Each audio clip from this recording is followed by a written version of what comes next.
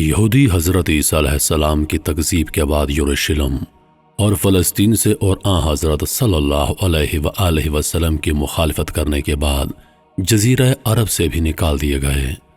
حضرت عمر بن خطاب رضی اللہ تعالی عنہ نے ان کے ملک شام میں آباد کاری پہ بھی پابندی لگا دی۔ انسانیت سے گرنے کے بعد زمین پہ اللہ تعالیٰ سے جنگ اور یروشلم واپسی کے لیے یہودیوں کی سازش مشرقی یورپ کے ایک علاقے خزاریہ سے شروع ہوتی ہے۔ 740 میں بحیرہ اسود اور بحیرہ کیسپین کے درمیان ایک لینڈ لاک علاقہ خزاریہ کے نام سے جانا جاتا ہے، جسے بعد میں جورجیا نے فتح کر لیا، لیکن یہاں کے باشندے روس، پولینڈ، لٹویا، ہنگری، رومانیہ اور مشرقی یورپ میں بھی پھیلتے چلے گئے۔ یہ لوگ خود کو یہودی کہتے ہیں، اشکنازی یہودی۔ یہی اشکنازی یہودی آج اسرائیل سمیت امریکہ، برطانیہ، یورپ سمیت پوری دنیا کی معیشت پر قابض ہیں۔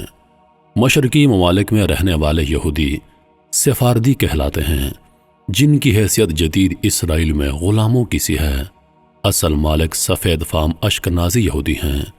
خزاریہ کے سفید فام لوگوں نے ایک سازش کے ذریعے یہودی مذہب قبول کیا اور یہودی سازش کے یورپ میں داخلے کا ذریعہ بنے۔ خزاریہ کے ایک طرف مسلمان اور ایک طرف عیسائی آباد تھے۔ مسلمان اور عیسائی دونوں اس بات کی خواہش رکھتے تھے کہ خزاریہ پر قبضہ کر کے انہیں اپنا ہم مذہب بنائیں۔